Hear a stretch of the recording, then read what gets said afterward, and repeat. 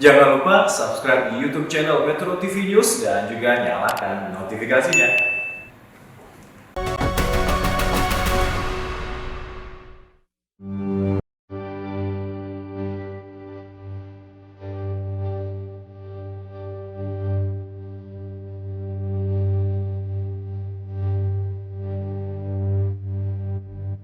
Sejarah perjuangan diplomasi untuk memperjuangkan, mempertahankan, dan mengupayakan pengakuan kemerdekaan Indonesia dari bangsa-bangsa lain melahirkan sejumlah diplomat, politisi, dan pejuang yang disegani serta dihormati. Salah satu sosok pejuang, politisi, sekaligus diplomat legendaris tersebut adalah Sultan Syahrir, Perdana Menteri pertama dalam sejarah politik Indonesia yang memiliki jejak panjang dan berliku dalam perjuangan dan pergerakan kemerdekaan Indonesia. Seorang intelektual, negarawan, dan pejuang demokrasi yang gigih melawan berbagai bentuk imperialisme, feodalisme, dan fasisme baik pada masa sebelum dan setelah Indonesia merdeka.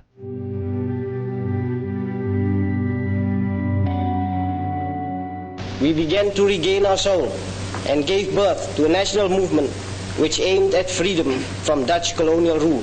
Ini adalah petikan pidato Sultan Syahrir di Forum Sidang Dewan Keamanan Perserikatan Bangsa-Bangsa atau PBB saat masalah dekolonisasi wilayah Indonesia dibahas di Organisasi Perwakilan Bangsa-Bangsa Sedunia tersebut. Dalam pidato bersejarah ini, Syahrir menguraikan Indonesia sebagai sebuah bangsa yang berabad-abad berperadaban aksara, namun kemudian dieksploitasi oleh kaum kolonial. Secara brilian, Syahrir juga mematahkan satu persatu argumen yang disampaikan wakil Belanda, Ilko van Clevens, sehingga Indonesia berhasil merebut kedudukan sebagai bangsa yang memperjuangkan kedaulatannya di gelanggang internasional. Sekaligus mematahkan klaim Belanda bahwa pertikaian Indonesia-Belanda sebagai persoalan yang semata-mata urusan dalam negeri Belanda. Lahir di Padang Panjang, Sumatera Barat pada 5 Maret 1909 dengan nama asli Syahrazad, Sultan Syahrir dibesarkan di keluarga terpelajar dan cukup berada pada zamannya. Ayah Syahrir, Muhammad Rasad, gelar Maharaja Sultan, berasal dari Koto Gadang, Agam, Sumatera Barat. Sementara ibunya yang berasal dari Natal merupakan keturunan raja lokal di wilayah Tapanuli. Saat ayahnya ditunjuk menjadi penasehat Sultan Delhi, sekaligus kepala jaksa di pengadilan di Medan, Syahrir kecil ikut pindah ke kota ini. Di Medan, Syahrir menyelesaikan pendidikan dasar dan menengahnya di 2 sekolah terbaik di kota ini, yakni di Europeische Lagere School atau ILS dan Mulo Medan. Syahrir itu cukup beruntung, artinya lahir di satu keluarga yang cukup berpendidikan.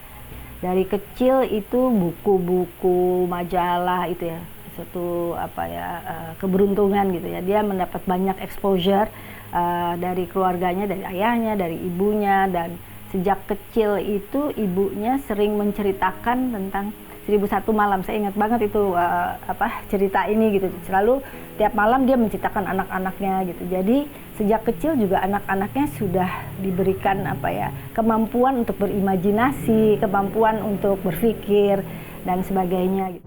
Pada tahun 1926, Syahrir melanjutkan pendidikannya di Sekolah Lanjutan Atas atau AMS di Bandung, Jawa Barat.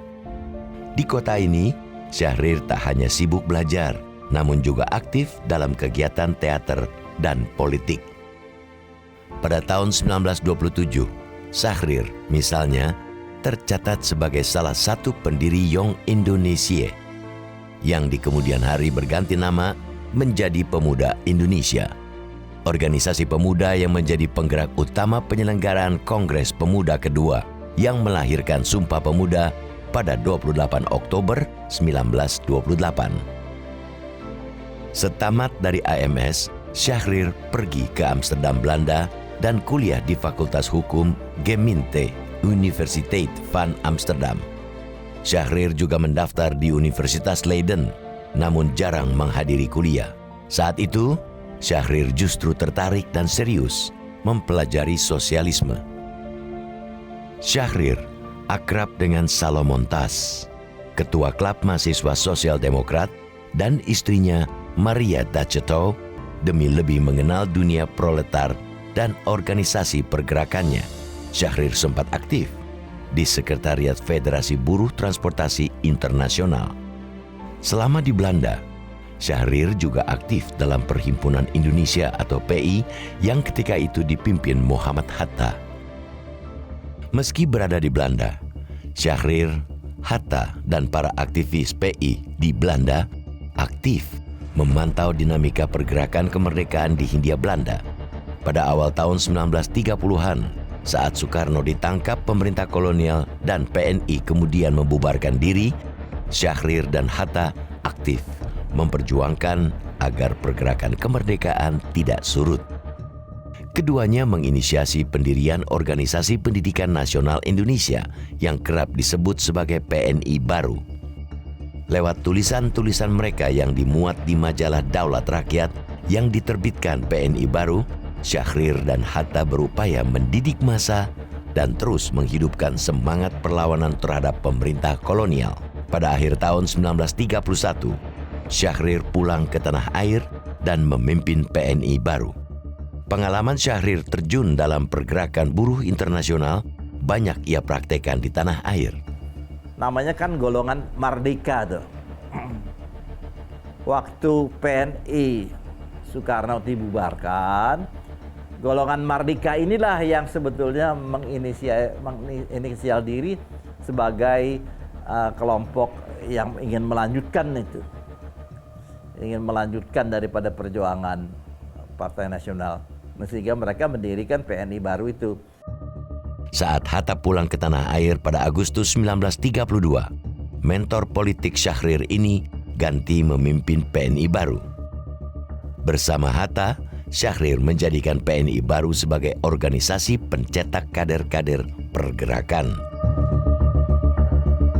Karena khawatir dengan potensi revolusioner PNI Baru, pada Februari 1934, pemerintah kolonial menangkap, memenjarakan dan kemudian membuang Syahrir, Hatta dan beberapa pemimpin PNI Baru ke Bovendigul, Papua. Setahun kemudian, Hatta dan Syahrir dipindahkan ke Banda Neira dan harus menjalani masa pembuangan selama 6 tahun di pulau ini. Syahrir menulis perjuangan kita. Dalam perjuangan kita, dia mengatakan revolusi kita tuh harus revolusi yang bertumpu pada kemanusiaan, solidaritas kemanusiaan, gitulah kira-kira yang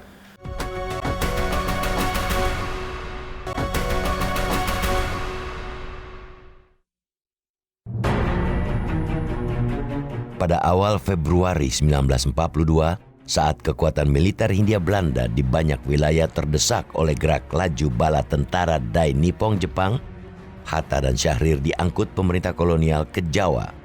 Keduanya ditempatkan di sebuah bangunan sekolah polisi di Sukabumi, Jawa Barat. Ketika militer Jepang berhasil memaksa pemerintahan Hindia Belanda menyerah dan menduduki wilayah Indonesia, Syahrir dan Hatta berpisah jalan. Berbeda dengan Hatta, Soekarno, dan sejumlah tokoh nasional lain yang bersedia bekerja sama dengan Jepang, Syahrir menolak. Syahrir bersikukuh dengan prinsipnya yang anti-fasis dan memilih memperjuangkan kemerdekaan Indonesia di bawah tanah. Dengan secara politik dalam konteks yang lebih luas, sebetulnya ini adalah bentuk bagian dari diplomasi juga dari Syahrir, di mana dia berjuang dengan cara perbincangan, berdiskusi dengan tokoh-tokoh yang aliran dengan dia, dengan pemuda-pemuda yang tidak mau bekerjasama dengan Jepang, dan itu adalah sebuah kemampuan Syahrir ya mempengaruhi orang-orang tersebut. Saat Jepang makin terdesak oleh pasukan sekutu, Syahrir yang mengikuti perkembangan Perang Dunia Kedua lewat berita radio secara sembunyi-sembunyi mendesak Soekarno dan Hatta agar memproklamasikan kemerdekaan pada 15 Agustus 1945.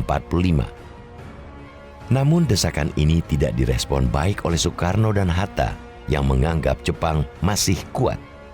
sikap Soekarno-Hatta ini mengecewakan para pemuda hingga memicu terjadinya peristiwa pengasingan Soekarno-Hatta ke Rengas Dengklok pada 16 Agustus 1945. Syahrir udah kecewa. Syahrir itu bilang, kalau begini nih nanti dia bakal dicari lagi tuh sama Kempetai. Bakal habis dah. Habis itu Syahrir nggak pernah muncul. Hilang dari peredaran. Yang ada kemudian adalah generasi muda. Generasi muda yang sepaham dengan Tan Malaka, bahwasanya kemerdekaan bukan hadiah Jepang juga gitu. Soekarno masih mempertahankan. Inilah semua akhirannya menuju kepada Rengas Dengklok gitu. Atas desakan kaum muda, setelah berunding dengan para anggota PPKI di Rumah Laksamana Maeda di Jakarta pada 17 Agustus 1945, Soekarno dan Hatta memproklamasikan kemerdekaan bangsa Indonesia. Kalau tidak ada Syahrir yang berada di bawah tanah, mungkin kita belum merdeka, belum 17 Agustus itu merdeka. Karena tekanan itu kan diberikan oleh Syahrir. Jadi sebenarnya ini kombinasi yang mentakdirkan Indonesia merdeka pada zaman itu, gitu kan. Saling melengkapi lah, ya. Jadi Bung Karno, Bung Hatta tanpa Syahrir itu tidak ada apa-apanya. Syahrir tanpa Bung Karno dan Bung Hatta juga tidak ada apa-apanya. Gitu. Pada bulan-bulan pertama setelah proklamasi kemerdekaan, saat masa revolusi untuk mempertahankan kemerdekaan tengah bergolak, Sultan Syahrir menulis risalah berjudul Perjuangan Kita. Pamflet yang dipublikasikan pada 10 November 1945 ini berisi analisis, pemikiran, dan pandangannya terkait perkembangan dan arah revolusi Indonesia yang menurut Syahrir harus mengantarkan masyarakat Indonesia pada revolusi demokratis yang menjunjung tinggi nilai-nilai kemanusiaan.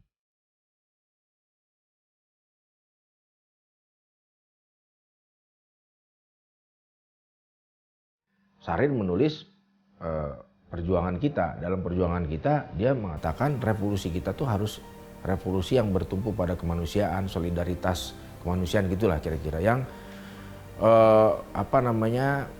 yang tidak sama sekali memberikan tempat bagi munculnya bibit-bibit fasisme yang ada pada pemuda. Dan dia analisisnya, Syahrir itu mengatakan bahwa kekerasan, kemudian konflik dan juga tindakan-tindakan di luar hukum ya waktu itu yang terjadi seperti pembunuhan terhadap orang-orang Tionghoa, kemudian terhadap komunitas Indo, Belanda, itu bibit-bibit yang tumbuh di jiwa pemuda Indonesia akibat dari fasisme gitu. Untuk menghapus kesan sebagai negara fasis dan membuka kesempatan pembentukan partai politik pada tanggal 16 Oktober 1945, Wakil Presiden Muhammad Hatta menandatangani maklumat yang mengubah status KNIP dari sebuah badan pembantu presiden menjadi lembaga legislatif atau parlemen. Menyusul keluarnya maklumat ini, pada 14 November 1945, Presiden Soekarno menunjuk Syahrir sebagai Perdana Menteri. Penunjukan Syahrir sebagai Perdana Menteri ini menandai perubahan sistem pemerintahan Republik Indonesia dari sistem presidensial menjadi parlementer. Belanda dan sekutu itu menganggap kemerdekaan Indonesia adalah hadiah Jepang. Dan Soekarno-Hatta adalah kolaborator Jepang. Itu yang dikampanyekan. Dengan itulah, dengan adanya Syahrir, akhirnya cap bahwa itu adalah pemberian Jepang, Soekarno-Hatta adalah kolaborator Jepang, itu bisa dicegah ya melalui maklumat nomor X yang kemudian menjadikan Indonesia masuk ke sistem parlementer. Kemudian diangkatlah Syahrir sebagai Perdana Menteri yang pertama. Selama menjabat Perdana Menteri, Syahrir aktif mengupayakan pengakuan kemerdekaan Indonesia dari negara-negara lain. Syahrir juga menjadi tokoh kunci dalam perundingan Linggarjati pada 16 November 1946 yang menghasilkan pengakuan de facto Republik Indonesia di Jawa dan Sumatera. Linggarjati itu termasuk kontroversi dalam sejarah gitu kan. Ya kalau kelompok Persatuan Perjuangan Tan Malaka kan menentang itu. Harus berunding dengan dengan syarat diakui kemerdekaan 100%. Tapi Syahrir kan orang yang rasional. Dia katakan itu tidak mungkin. Kita tidak punya cukup persenjataan. Apa mau kita biarkan ini banyak korban? Harus dengan jalan diplomasi, ya kan? Nah, sekarang yang kita perlukan ada pengakuan soal kedaulatan kita. Soal nanti diperbesar, diperluas itu kan cerita berikutnya. Nah, Linggarjati itu kenapa ya diplomasi Syahrir itu ada pengakuan terhadap Republik Indonesia, nah, ya, berdaulat di Jawa, Madura dan Sumatera. Itu kan sangat penting. Ada pengakuan itu bahwa sudah diakui, ya, bahwa pada akhirnya kita harus berjuang untuk menyatakan bahwa seluruhnya ini adalah seluruh bekas jajahan Belanda itu adalah Republik Indonesia. Itu kan cerita berikutnya. Tapi kalau tidak ada pengakuan, apa dasar kita untuk berunding dan berdiplomasi ke forum internasional gitu. Pada 27 Juni 1947, kelompok oposisi yang menilai Sultan Syahrir terlalu banyak memberikan konsesi pada Belanda berhasil memaksa mundur Syahrir dari jabatan Perdana Menteri. Posisi Syahrir digantikan oleh Amir Syarifuddin. Syahrir yang tidak punya lagi jabatan kemudian ditunjuk Amir Syarifuddin menjadi ketua tim delegasi Republik Indonesia dalam sidang umum Dewan Keamanan PBB untuk membahas masalah dekolonisasi Indonesia dari Belanda. Seorang yang turut membangun, turut berjuang, membangun kemerdekaan Indonesia ini difitnah dan ditahan tanpa pernah diadili.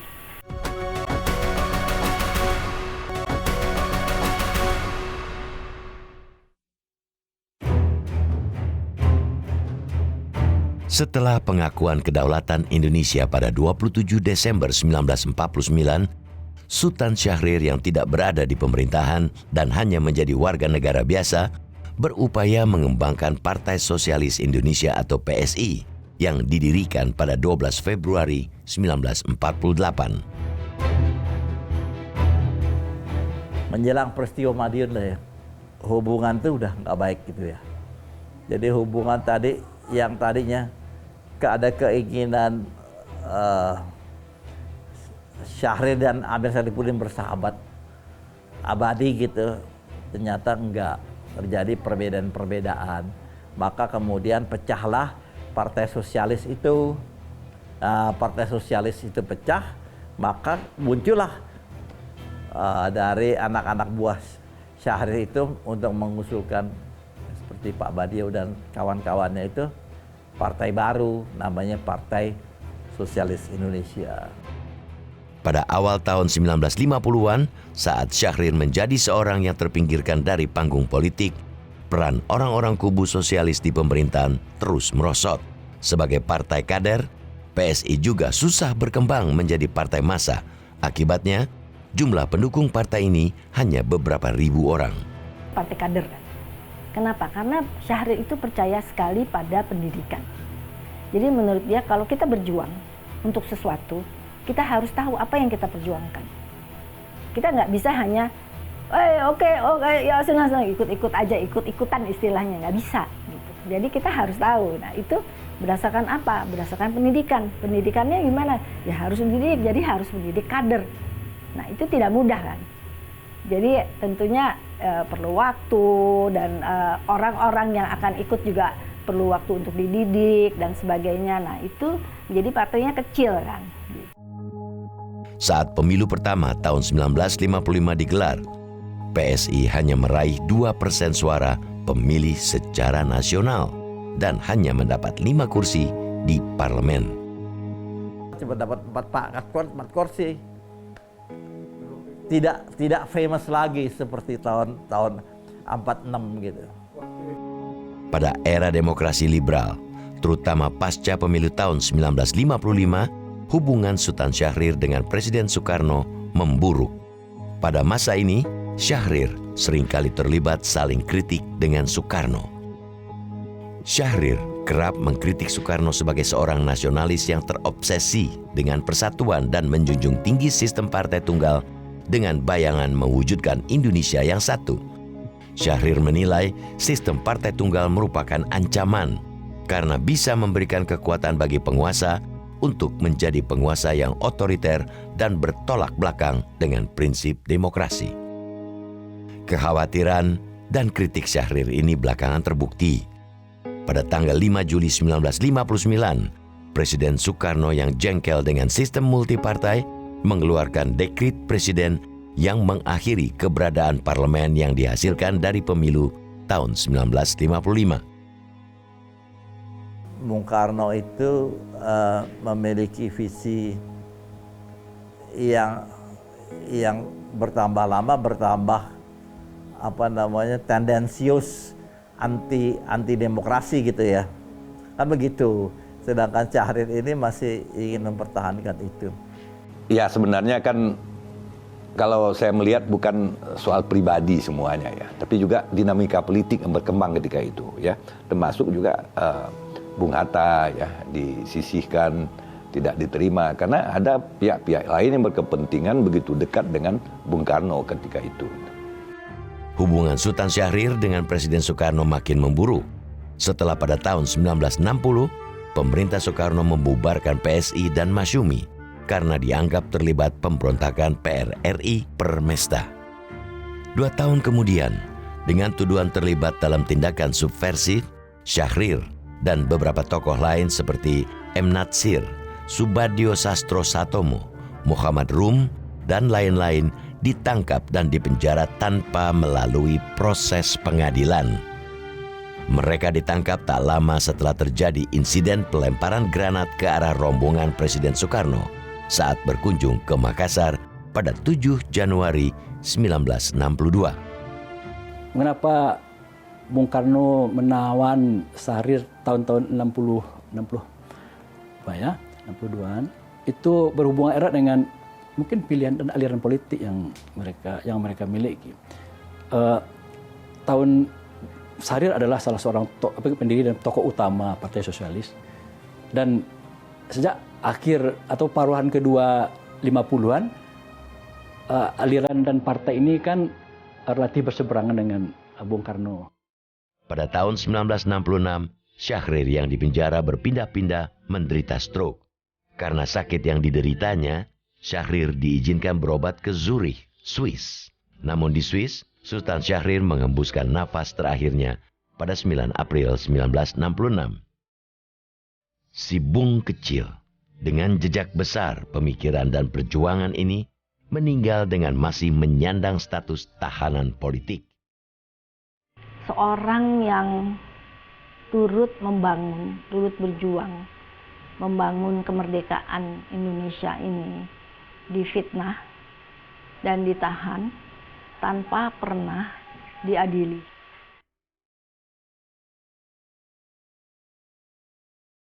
Pada tanggal 18 April 1966, jasad Sultan Syahrir yang baru dipulangkan dari Swiss dimakamkan di Taman Makam Pahlawan Kalibata. Sekitar 90 hingga 200 ribu orang mengantarkan jasad Sultan Syahrir ke pemakaman. Syahrir itu tadi seorang yang sangat sederhana, pembelajar. Itu penting sekali gitu, karena pendidikan ini penting gitu. Pembelajar yang mempunyai visi jauh ke depan. Kemudian seorang humanis yang berjuang itu tadi bukan untuk dirinya, untuk kekuasaan, kekayaan, tetapi untuk kemerdekaan bangsanya, untuk kedewasaan bangsanya, untuk kemanusiaan, untuk keadilan. Itu yang dia perjuangkan dan nilai-nilai ini dia pegang secara konsisten.